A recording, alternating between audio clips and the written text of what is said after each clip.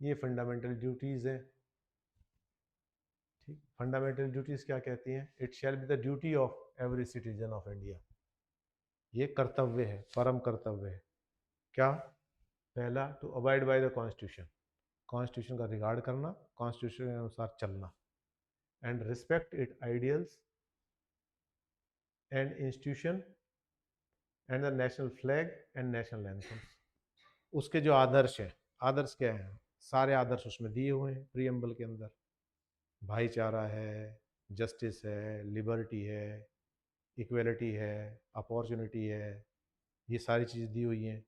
Thought expression, belief, इसकी जो freedom है वो दिया हुआ है, ये सारी चीज़ें। तो ये सारी चीज़ें हमें क्या करनी है? उनको उन पर चलना है, अमल करना है। और दूसरी बात क्या है? एंड इंस्टीट्यूशंस, इंस्टीट्यूशंस कौन कौन से हैं? कॉन्स्टिट्यूशनल इंस्टीट्यूशन कौन कौन से हैं? यूपीएससी है, कैग है, हाँ जी, इलेक्शन कमीशन है, ठीक है, ये सारे। तो ये जितने भी इंस्टीट्यूशंस हैं उनकी हमें रिगार्ड करनी है। ये कह रहा है and national flag and national anthem, इन दोनों ही करनी है। नेशनल फ्लैग का अनादर नहीं होना चाहिए। और नेशनल एंथम, नेशनल एंथम के लिए क्या है? जब भी जहाँ भी आपको लगे जा रहे हैं नेशनल एंथम हो रहा है, तो आप सावधान की मुद्रा में खड़े हो जाएंगे। ये नहीं कि नेशनल एंथम चल रहा है और आप अपने बातें कर रहे हैं या कुछ और कर रहे हैं। तो this is the way to regard. और फ्लैग के लिए हम ले लेते हैं, घरों पे लगा दिया, तार तार हो रहा है, वो बारिश के अंदर, हवा के अंदर टुकड़े टुकड़े हो रहा है, ऐसे नहीं, उसको ढंग से। और नेशनल फ्लैग को आजकल तो हो गया कि बड़े फ्लैग्स हो गए ये, वरना पहले तो क्या होता था, आपको सवेरे फ्लैग को चढ़ाना होता था और शाम को उसको उतारना होता था। ठीक है, जैसे आपने वाघा बॉर्डर पे देखा होगा, फ्लैग सेरेमनी होती है, सवेरे सारे फ्लैग चढ़ाए जाते हैं, शाम को उतारे जाते हैं, ऐसे। ठीक है। To cherish and follow the noble ideas which inspired our national struggle for freedom. हमें, हमने आज़ादी ली, आज़ादी ली तो उस समय, आज़ादी के समय हमने कुछ सपने देखे थे, कैसा देश होगा, किस तरह हम रहेंगे, किस तरह देश को आगे बढ़ाएंगे। तो उन लोगों के उन चीज़ों का मान सम्मान करना, जिन्होंने कुर्बानी दी है उनका नाम इज्जत के साथ लेना, उनको याद करना, उनकी क्या कहते हैं, जन्म शताब्दी मनाना, ठीक है, शहादत दिवस मनाना उनके लिए, बच्चों को इकट्ठा करना, प्रेरित करना, ये सारे काम इसी में आ जाएंगे। To uphold and protect the sovereignty, unity and integrity of India. कोई भी काम इन चीज़ के अगेंस्ट नहीं होना चाहिए जो सोवरेनिटी को भंग करे, ठीक है, यूनिटी को और इंटीग्रिटी को भंग करे। एकता और अखंडता को खंडित करने वाला कोई काम हम नहीं करेंगे। यदि करते हैं तो that is against this article 51A। ठीक है। तो यूनिटी के लिए क्या होगा? कोई भी ऐसी स्टेटमेंट ना दे हम जो भाईचारे को तोड़ती हो, जो समाज के अंदर बैर भाव पैदा करती हो, जो समाज को तोड़ने का काम करती हो, चाहे वो नेता हो, चाहे जनता हो, चाहे और कोई भी इस तरह का काम नहीं करें जो समाज के अंदर दुर्भावना पैदा करे, नफरत पैदा करे, ईर्ष्या पैदा करे, द्वेष पैदा करे। ये सारी चीज़ों से हमें बचना है। To defend the country and render national service when called upon to do so. ये यहाँ तो पूरी तरह लागू नहीं है, जैसे इजराइल है, इजराइल में हर आदमी के लिए मस्ट है 1 साल की ट्रेनिंग करना। बहुत सारे कंट्री जिन्होंने मस्ट कर रखा है, इजराइल के अंदर आपने देखा होगा, यदि आप अब जाओगे, इस समय जाओगे, लड़कियां कॉलेज जा रही है, साथ में गन लटका रखी है, मार्केटिंग करने जा रही है, पीछे गन लटकी हुई है, वो सारे एवर रेडी होते हैं वो। तो वो क्या है? वो इसी भाव का है, तो defend the country and render national services.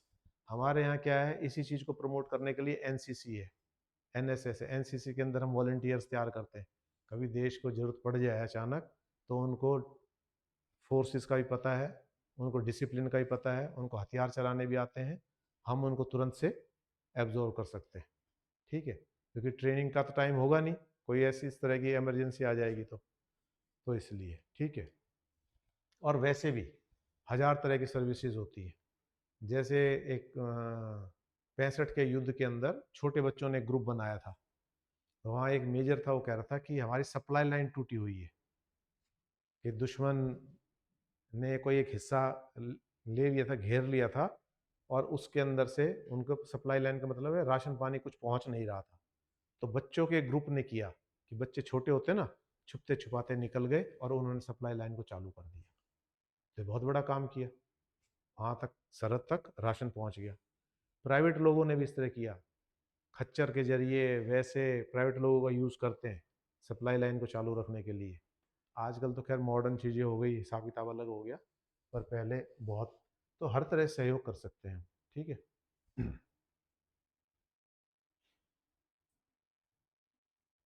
To promote harmony and the spirit of common brotherhood among all people of India, transcending religious, linguistic, and sectional diversities, to re-announce practice derogatory to the dignity of women.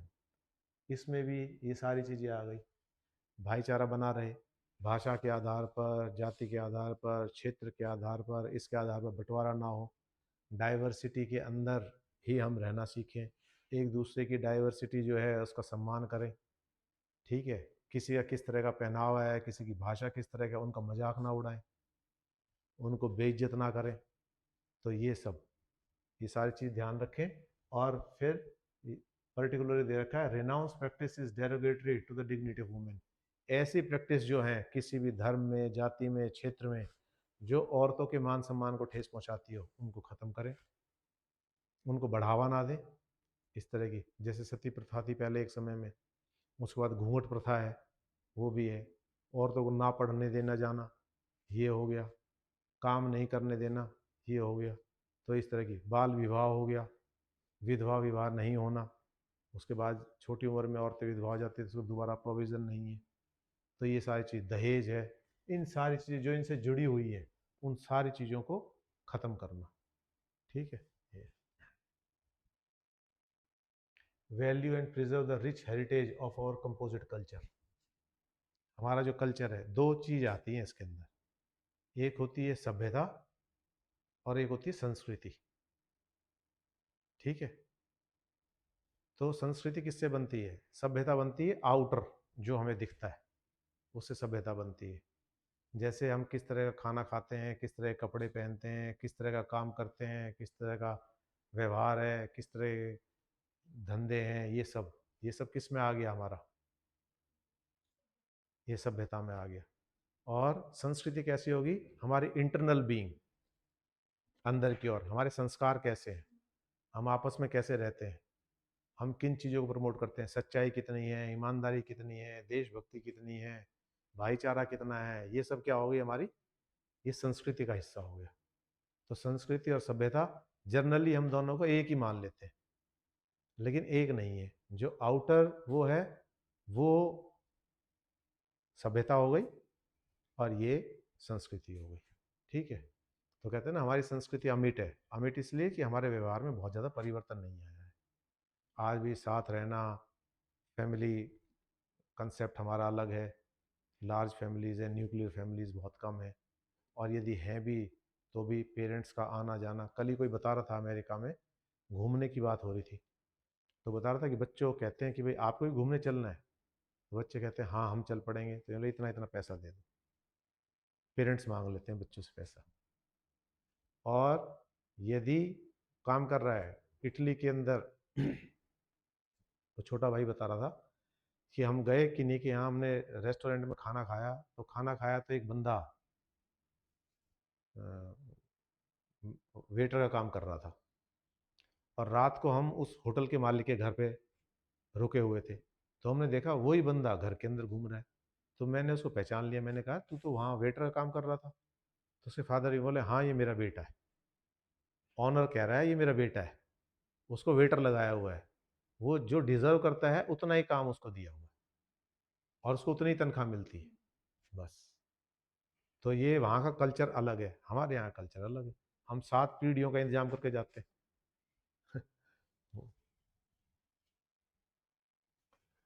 तो rich heritage of और composite culture, composite culture जो हमारा इकट्ठा रहना का जो culture है, तीज त्योहार हम इकट्ठे होके मनाते हैं। वहाँ तो बर्थडे कल्चर है, एनिवर्सरी कल्चर है, 2-4 लोगों को बुला लिया। लेकिन हमारा होली है, दिवाली है, ये सब है, रामनवमी है, और अभी कुछ दिनों पहले कावड़ लेके आए थे। तो ये सारे क्या है, कंपोजिट कल्चर, इकट्ठे होकर मनाने की जो रीति है वो। To protect and improve the natural environment including forest, lake, rivers, wildlife, and have the compassion for living creature. इसका मैंने उदाहरण दिया ही था कि एक बार हम अपने बाबा का खाना लेके गए खेत के अंदर, तो पानी बह रहा था। पानी, खेतों में पानी देने के लिए छोटी छोटी नलियाँ बनाई थी ना, उसमें पानी बह रहा था। तो चाचा यूँ बैठ गए पीछे यूँ करके उसके ऊपर से, और वो बाबा हमारे खाना खा रहे थे, तो उसने थूक दिया उस पानी में, चाचा ने। तो बाबा ने इतनी पिटाई करी कि तेरी इतनी हिम्मत, तू पानी पानी को गंदा कर रहा है, पानी में थूक रहा है, कि जल जल में जल को मैला कर रहा है। मतलब ये it was a shocking thing for him. तो ऐसे संस्कार थे, पानी में थूकते नहीं थे, पानी को गंदा नहीं करते थे, क्योंकि उस पानी को मल्टीपर्पज यूज करते थे। आज सब कुछ हो रहा है, आज उस पानी के अंदर मैला भी जा रहा है, यूरिन भी जा रहा है, सब वो एसटीपी बने हुए हैं, उनसे पानी निकल के आ रहा है, ट्रीटमेंट प्लांट्स लगे हुए हैं। तो आज हमने पानी को क्या समझ, पानी को दूषित करने में हमारी आत्मा नहीं घबराती जरा भी, हमें परवाह नहीं होती। क्यों नहीं होती? क्योंकि अब पुराने समय की तरह थोड़ी है। पहले नदियों को सुरक्षित रखना, नदियों को साफ सुथरा रखना प्रत्येक व्यक्ति का धर्म होता था। आज ऐसा कुछ है ही नहीं, इंडस्ट्रियल वेस्ट है, सीवर का सारा वेस्ट है, सब नदियों में जा रहा है। हम कोशिश कर रहे हैं, सरकार भी कोशिश कर रही है उससे बाहर निकलने का, लेकिन फिर भी हमें इस प्रति जागरूक होना चाहिए। ये उसी बारे में, वाइल्ड लाइफ को नुकसान नहीं पहुंचाना, जंगलों का अननेसरी काटना नहीं, ये सब। लेकिन चंदन की तस्करी का आपने सुना होगा, कितना बड़ा वो डाकू था, क्या नाम था उसका, क्या नाम था, चंदन का तस्कर था, वीरप्पन। उसे सरकार भी घबराती थी। तो वो सब to develop scientific temper, humanism and the spirit of inquiry and reform. Inquiry and reform मतलब अंधविश्वास से बाहर निकलने के लिए भी प्रेरित करना है सरकार को। ठीक है। रिफॉर्म का मतलब होता है सुधार, सुधार की ओर बढ़े। इंक्वायरी का मतलब होता है किसी चीज़ को यूं ही ना मान ले, उस चीज़ पे अनुसंधान करे। किसी ने कह दिया कि बिल्ली रास्ता काट गई तो दिन खराब हो जाएगा, तो सोचे तो सही कि बिल्ली के पास ऐसी क्या ताकत है, बिल्ली क्या कह देगी, बिल्ली कहाँ किसको कहने जा रही है, इसका काम मत करना, ये मत करना, जो कुछ होगा तो हमारी उससे होगा, बिल्ली बीच में कहाँ से आ गई। तो ये पहले जो था, पहले ये था कि रिगार्ड वाली बात थी, जानवरों के लिए रिगार्ड के लिए कुछ बना दिए होंगे टेम्परेरी। लेकिन आज की तारीख में तो अलग है। तो आज की तारीख में इन चीज़ों पर विश्वास करना, किसी ने छींक दिया तो वापस आ जाना, तो इनका कोई लॉजिक नहीं बनता। ये औरत दिख गई है, ये आदमी दिख गया तो बिल्कुल काम नहीं बनेगा, ऐसा अंधविश्वास रखना, तो उसके अगेंस्ट है ये। तो हमारे पास सोच कैसी होनी चाहिए, हमारी वैज्ञानिक सोच होनी चाहिए। धर्म भी आधार होना चाहिए, लेकिन उस साथ साथ विज्ञान भी। तो धर्म है जो, वो बहुत बड़ी चीज़ है, लेकिन धर्म क्या है, अंधविश्वास पे खड़ा नहीं होना चाहिए। धर्म हमारा लॉजिक पे खड़ा होना चाहिए, ये कहने का भाव होता है। ठीक। To safeguard public property and abjure violence. ये आजकल क्या होता है, कोई भी छोटा सा एजिटेशन हुआ, एजिटेशन में सबसे पहले संपत्तियों को जलाते हैं, लोग गाड़ियां फूंक देते हैं, गाड़ियां तोड़ देते हैं, सरकारी संपत्ति को आग लगा देते हैं। ये नहीं होना चाहिए। It is against article 51A। हमारा नैतिक दायित्व क्या होना चाहिए, अपनी संपत्ति की भी रक्षा करें और दूसरों की भी करें। जब आज हम किसी दूसरे की संपत्ति, आज मैंने किसी कार में आग लगा दी, आज तो मेरे पास कार नहीं है, लेकिन कभी तो होगी, जब होगी तब। कुछ दिनों पहले किसान आंदोलन हुआ, किसान आंदोलन में हाईवे पे चलती गाड़ियों पत्थर मारे गए। तो एक व्यक्ति था, वो अपनी लड़की के दहेज में देने के लिए नई कार लेके आ रहा था, उस कार का डिजाइन ही बदल दिया, इतने पत्थर लगे, वो सारा, जैसी बन जाती है कार बन गई। अब उस व्यक्ति को सोचो, उसके पार्ट पे कितना दुख हुआ होगा, पूरे जीवन भर की कमाई, बच्ची को गिफ्ट देने जा रहा है, वो सारी कार डैमेज हो गई। तो ऐसा भी आप ना करें कि किसी दूसरी प्रॉपर्टी की कीमत ही ना समझे। जैसे तैसे करके हर एक व्यक्ति बड़े दुख से, बड़े यत्न से चीज़ों को जोड़ता है, जुटाता है। वो सारी चीज़ें होनी चाहिए। वायलेंस, वायलेंस से भी नुकसान होता है। हम जाम लगा देते हैं, धरना प्रदर्शन करते हैं, एम्बुलेंस नहीं जा पाती, वो सारी चीज़ बड़ी नैतिक चीज़ें हैं, सारी मॉरल है। चलो फिर जे से आगे आगे ले लेंगे फिर। सर आगे 5 मिनट का रेस्ट है, उसके बाद फिर तुम्हें, पर अब तो है तो गए 2-3 ही। कर दे, बस 2-3 ही रह, 2 ही रह गए।